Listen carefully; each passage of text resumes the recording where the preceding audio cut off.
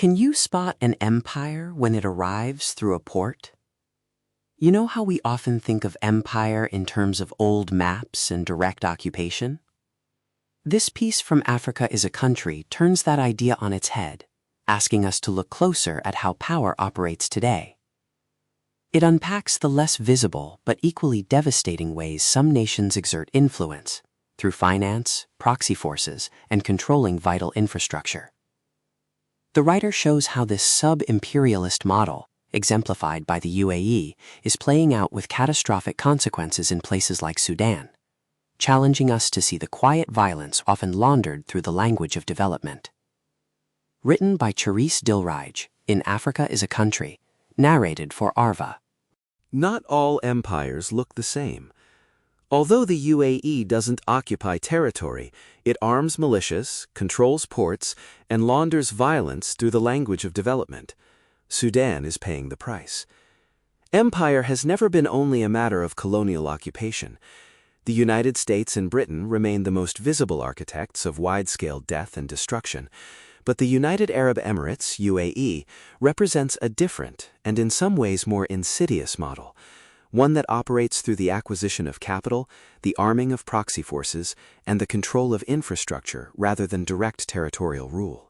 The alliance between the West and the Gulf operates through military power, financial secrecy, and extractive investment. Its defining feature is the outsourcing of violence, laundered through the language of development, logistics, and humanitarian diplomacy, and hidden behind the architecture of luxury. The UAE has recently been cast as the unfortunate victim of Iranian retaliation, following the regional war started by Israel and the United States, with Donald Trump signaling that he is considering financial assistance to the UAE as a good ally that has taken an economic hit. The irony is pointed. The UAE has used its authoritarian apparatus to arrest anyone who publicly documents the extent of Iranian strikes on its territory. A Bellingcat investigation found that at least 5 people were detained simply for sharing phone recordings of missile strikes. But the victim narrative should not obscure the UAE's role as a sub-imperial power that has enabled war and war crimes across the region, most consequentially in Sudan. The UAE's value to the United States is structural. It was the first Gulf state to normalize relations with Israel, is a major buyer of U.S. weapons, and serves as a hub for intelligence, finance, and military logistics. It has built a network of bases and installations stretching from Yemen to Somalia, around the Red Sea and Gulf of Aden, constructed with U.S. and Israeli involvement.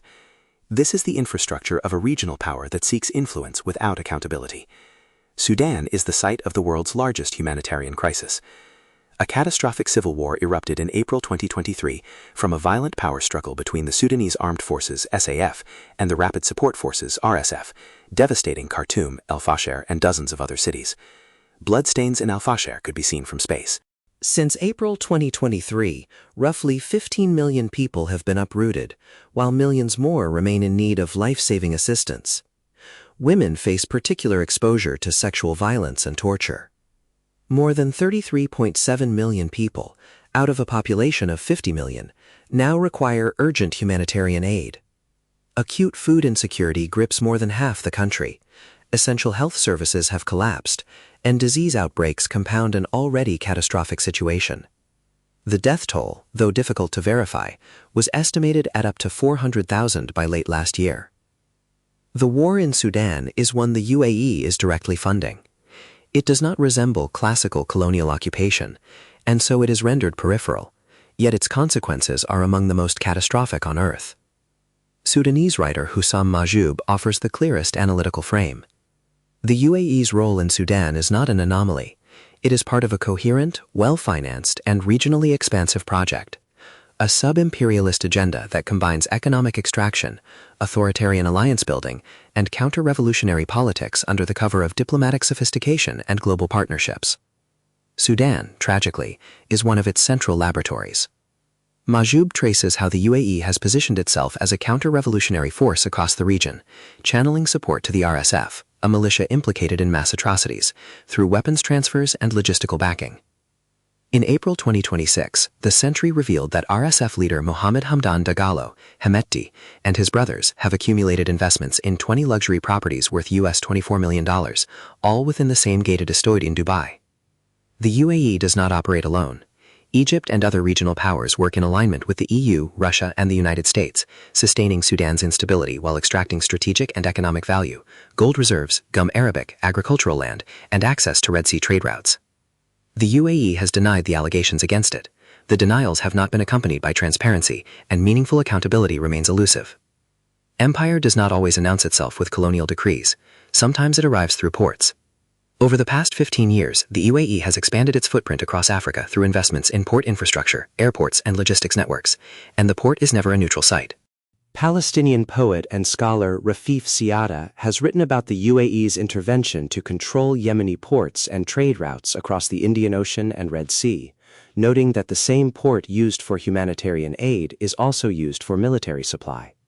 The line between relief and warfare is deliberate blur, not accident. Gold is the resource that makes the feedback loop legible.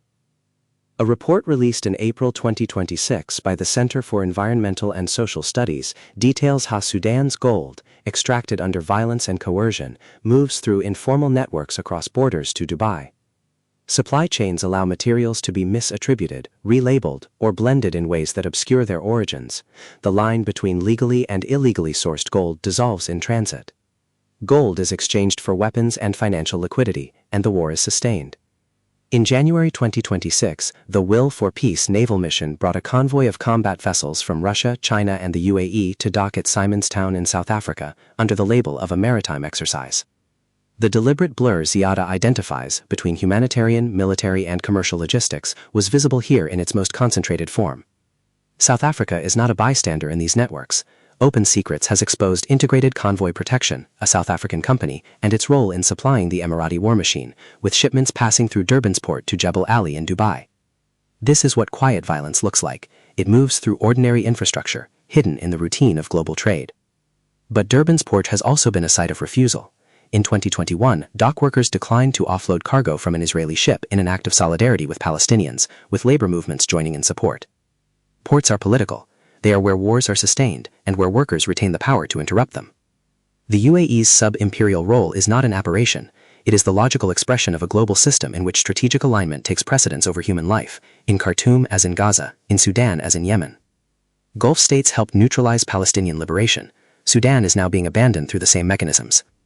The Western Gulf Alliance is not a relationship between equals pursuing shared values. It is a structure that produces and sustains mass death, and it needs to be named as such. See Dubai for what it is, an artificial island built on slavery.